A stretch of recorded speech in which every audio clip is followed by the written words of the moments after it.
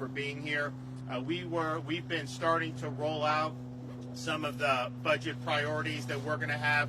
I'm going to release the full budget probably the beginning of December, but in the meantime, we're highlighting some of the key components as those components are completed.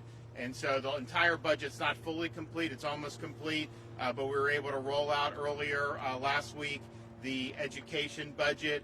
See strong support for boosting teacher pay. We're going to do another round of bonuses for principals and teachers. We have money in there to end the FSA and do progress monitoring, and also have a lot of other great stuff for a lot of the progress that's been made. So we were excited to make those announcements. And then today here, we're excited to be able to make announcements for, what really is, I would say, historic support for Florida's environment, our Everglades restoration, support of our water resources. And part of this would not be possible if the state had not been open this whole time. We've been able to do very well economically. We have folks, obviously a lot of people want to move here. We have people visiting here. We actually did better in August of 2021 than August of 2019 for hotel revenue. You have a lot of great stuff going on. So that has put us in a really strong budget position. We have very healthy budget reserves, and a lot of people were predicting doom and gloom a year and a half ago, and in reality, we've been able to defy expectations. We haven't received the report state by state for the October job numbers yet, but for September, you had 194,000 jobs nationwide created. Florida was 84,500 of those jobs. And so we had more jobs created nationwide. We obviously expect Florida to have been able to add more jobs going forward. So we've been able to keep the budget in great shape and actually even improve it.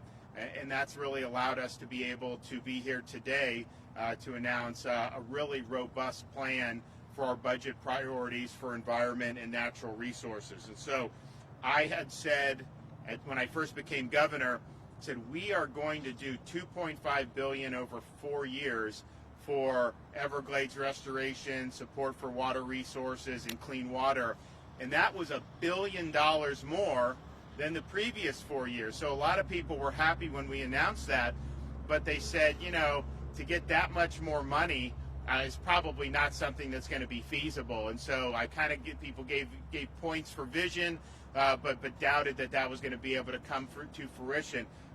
Well, I'm proud to be able to report not only are we on target to meet that, we're on target to far surpass that. Not only are we going to have $2.5 billion have been done over these 4 years, once the next budget goes in, we may even hit $3 billion for that. And so that will be double what had been done the previous 4 years before I took office. And so that shows the extent of the commitment, shows the extent of what we're doing. So our budget priorities this year, we will have more than $660 million for Everglades restoration projects.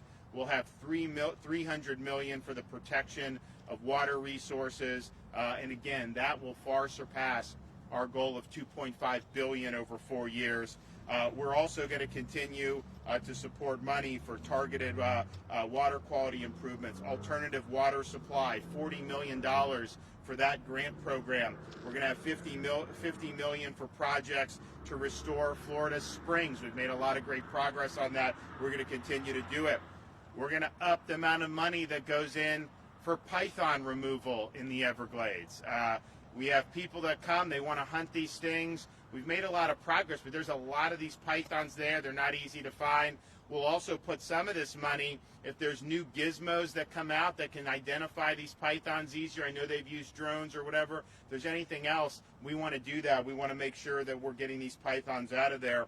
And then we're going to have $35 million to combat harmful algal blooms, including blue-green algae as well as red tide. So we're going to have $15 million set aside for innovative technologies. And so you see, like Lake Okeechobee, 5 years ago, there would have been nothing that they would have done. Now we actually have people in there treating the algae. When some of the algae, when they had releases into the Caloosahatchee, and you'd see some of this in different parts, you'd have people go in there and treat it, and they'd actually be able to make really good progress. I think we could even do more as the technology develops. Same with the red tide. We have money going for the Moat Marine. They're doing all kinds of research into ways to mitigate red tide. That's obviously naturally occurring, but if we can mitigate the effects, that's going to be huge.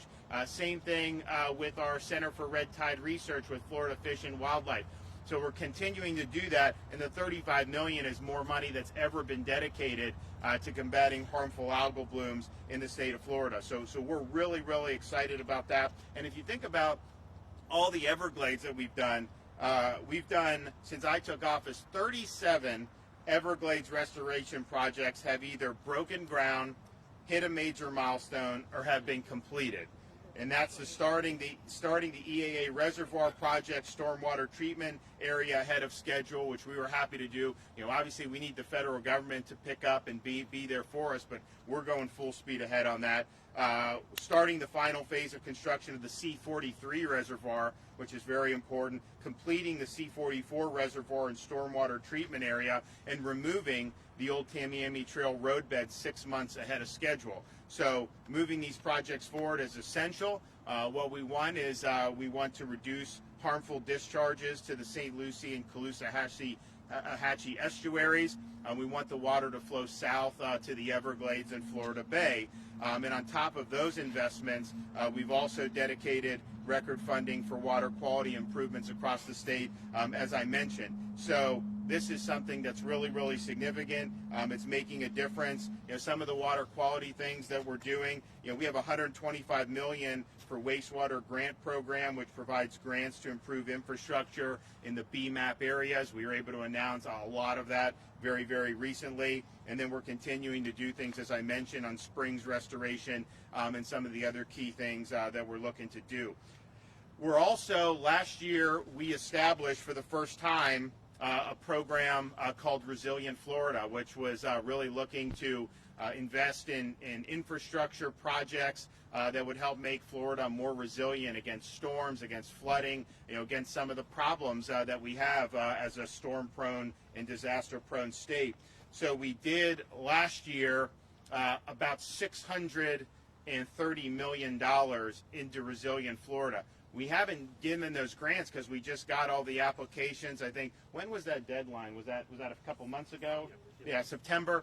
So we have that. So we're going through all that, but we're happy to say that we're going to do another $550 million to help support resiliencies of our coastal communities, and that includes $50 million for planning and coral reef protection, which we're happy about. But that will end up being over $1 billion that you're going to be able to use, and I think that will make us more able to handle some extreme weather events, helps handle flooding, all these other things that I think are really, really important. And the money, so this is big seed money. This also includes, we have recurring money that is now in statute that will say it's 100, what is it, Sean, 120, 130 million, somewhere around? Yep, around there every year automatically. So this is something that's good. The local communities, they're going to have to put up some money, and we'll likely match what they're doing. And so this way, the places that need it the most, they make the commitment. We can come in and we can get these projects done. But this wasn't even on anybody's radar 4 years ago. And we've been able to make it happen. And I think we're really leading on that in really important ways. So there's so many times where people will campaign for office or get in office and they'll say all these things and then they never follow through on it. And I think that's we see that all the time. And when I ran, I said, we're going to make this a priority. When I got into office, I outlined a bold vision. We set the targets very, very high. And I'm pleased to say with our recommendations, and as we work with the legislature in next year's legislative session, we will not only have kept the promises and met the standards that we set, we will have exceeded what we promised to do. And so that's something that we're really proud of. And I know a lot of folks have been very, very pleased to see a really consistent focus on making sure that we're protecting Florida's natural resources, improving our water quality, restoring things like the Everglades. And so This has been great momentum over the last almost 3 years, and we're carrying this momentum into the 2022 legislative session, and I think that you're going to see great support across the board for the initiatives that we've outlined. Happy to be here, happy to have so many folks here that are doing. We're going to call up a few folks, have them make some comments as well. So we have Sean Hamilton, Secretary of DEP. Hey, good morning. Thank you, Governor. It's great to be here to celebrate this historic recommendation. And again, I know my predecessor's behind me, but I don't know if I could pick a better time to be Secretary. When you think about, here sharing this exciting news about this commitment. And as the governor stated, over the past 3 years, just the commitment alone to the focus on the environment, understanding that our environment and our economy are inextricably linked. There is no degree of separation there. And just so having that commitment, that, year in and year out, that predictable funding, that dedication to science and focus, again, I can't think of a better time, like I said, to be a part of this agency.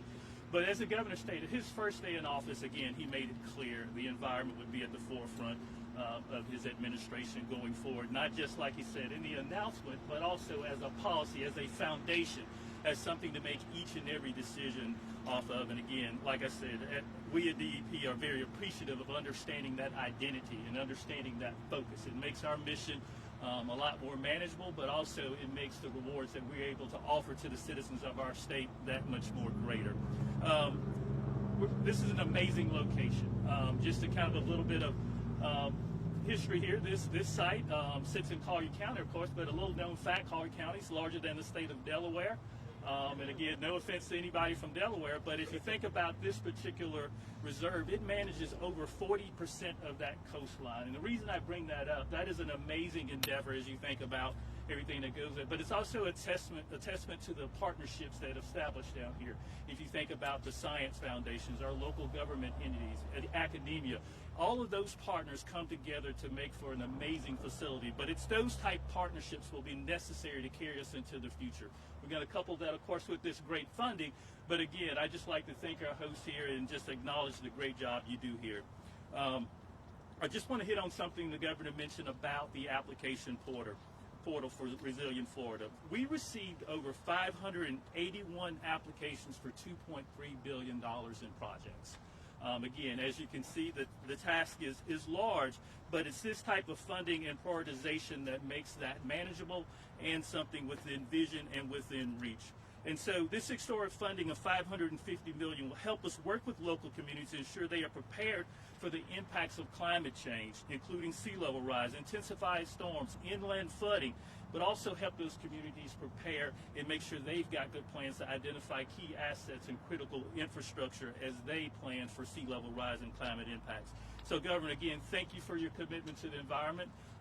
We look forward to working with the governor and the legislature in this upcoming session as we work to do more to protect Florida's environment. Thank you.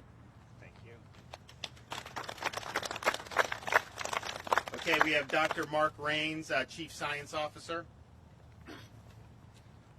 Well, good morning.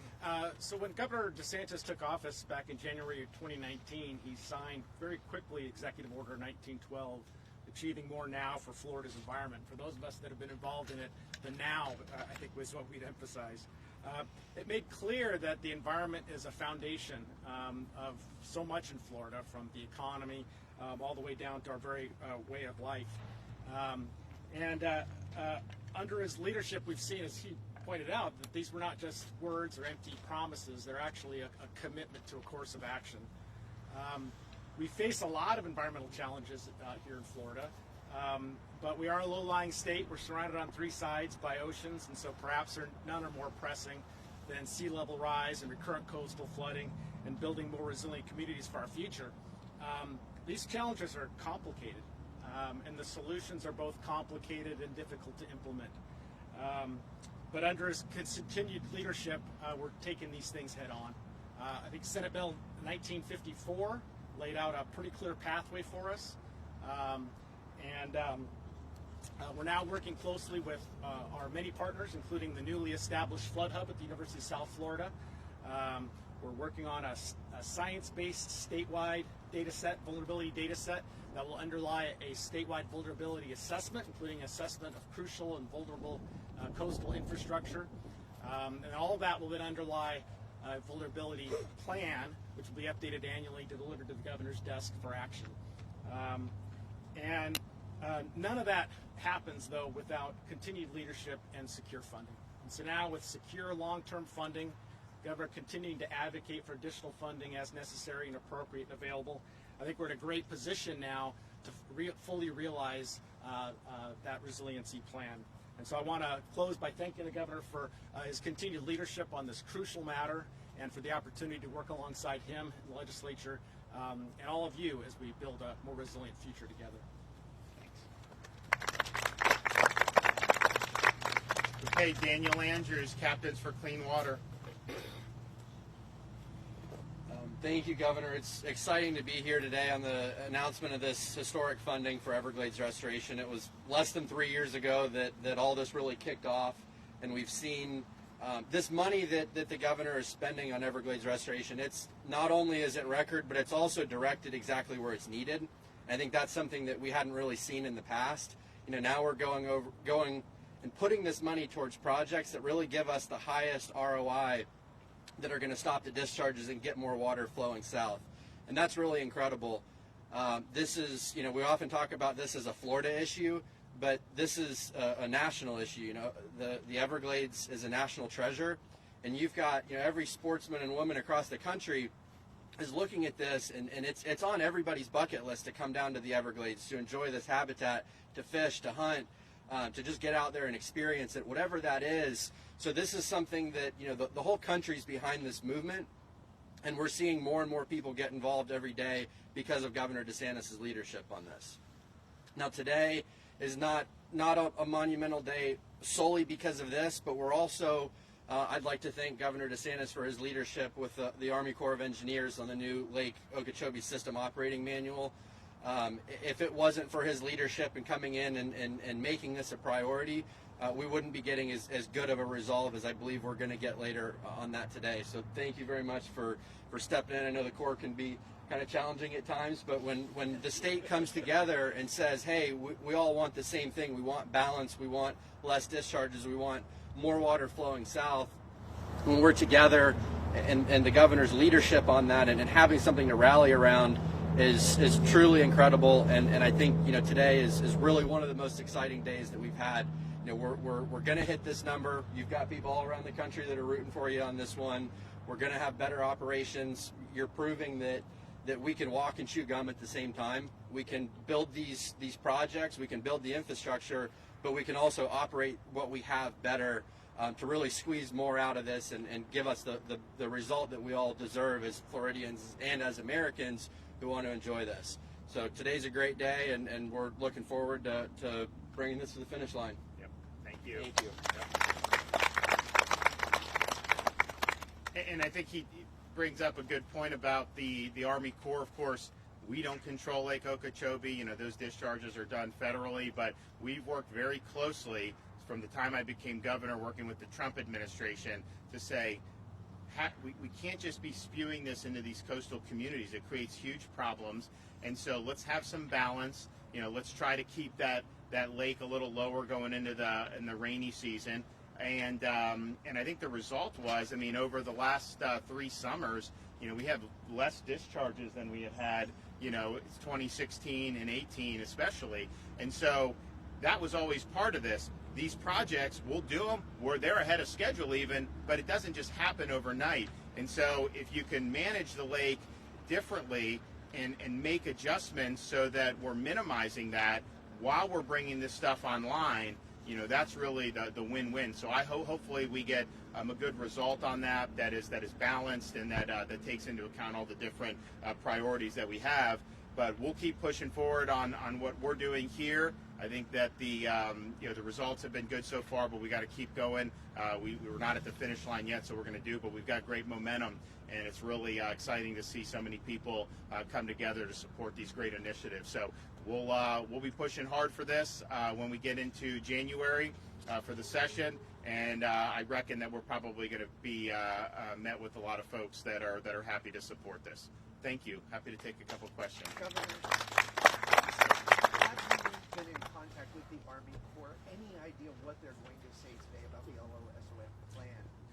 So I don't know for sure. I mean, I have spoken with the Corps over the course of this, and basically just reiterating what Daniel Andrews said, and that what we've been always saying about the need to reduce harmful discharges into the Caloosahatchee and St. Lucie estuaries. That's been, and move more water south. We've also told the South Florida Water Management District, get as much south as you can. And I don't know, I mean, you guys do much more. You send much more water. They send much more water south. So I think if we can get something that's balanced, that folks, particularly on the coast, are happy with, I think that's going to be a really, really good thing. I don't want to prejudge it because I just don't know what's going to end up happening. But I think we have a pathway to where you manage the lake a little bit differently.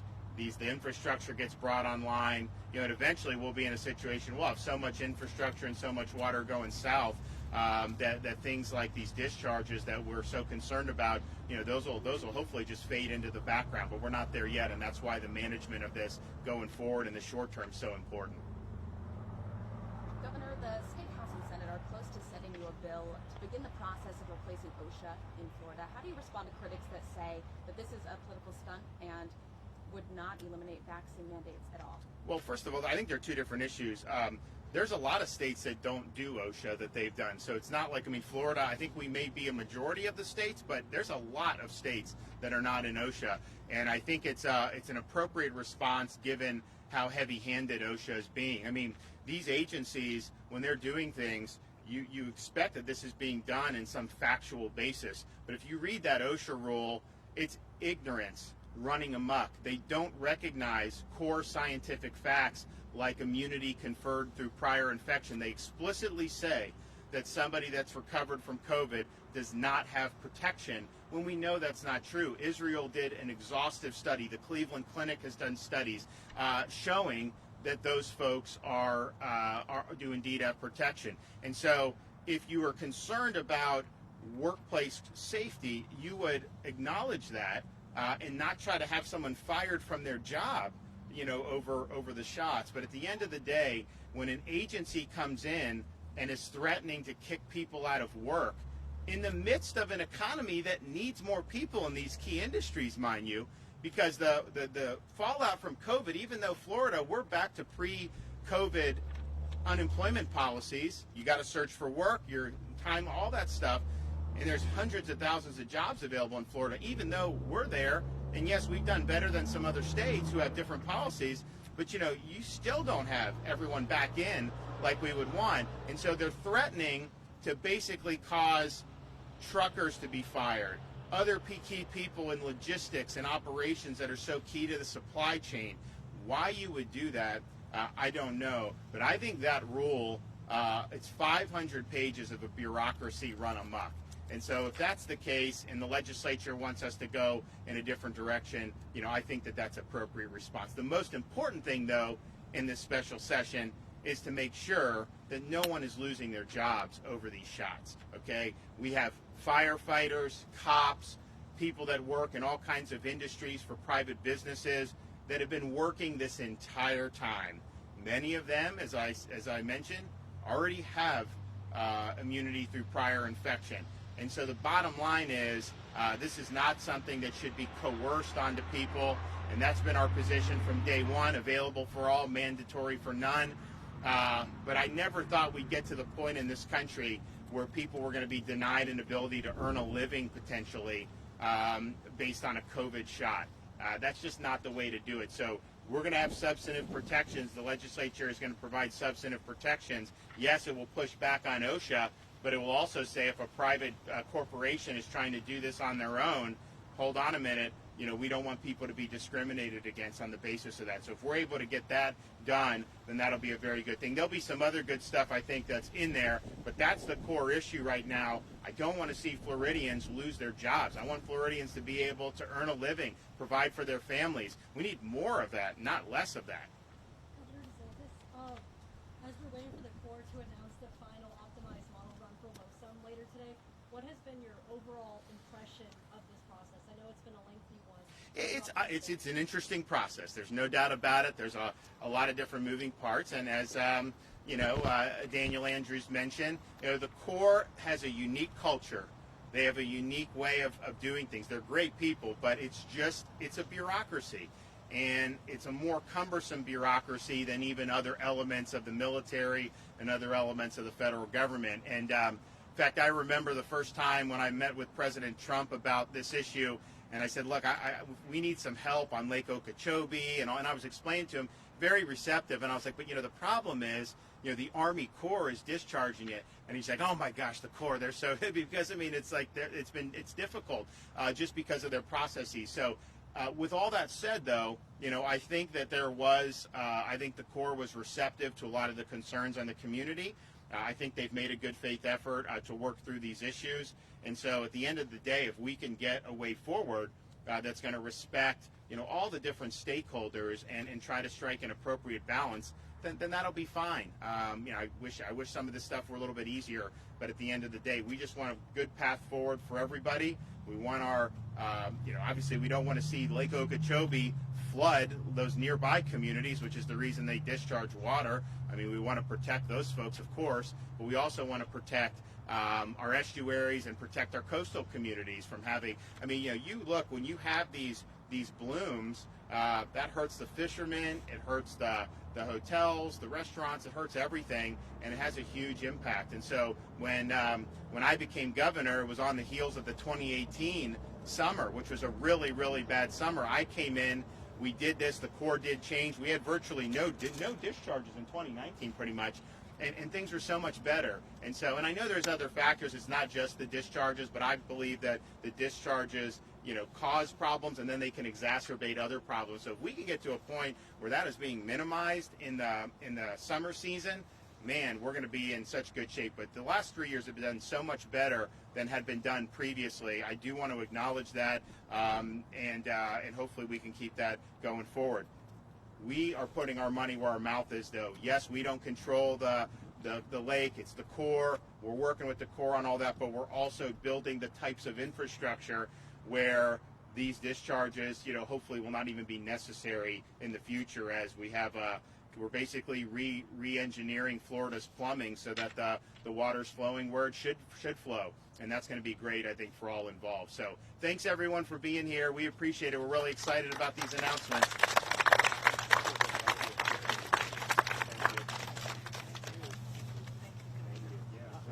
See you later.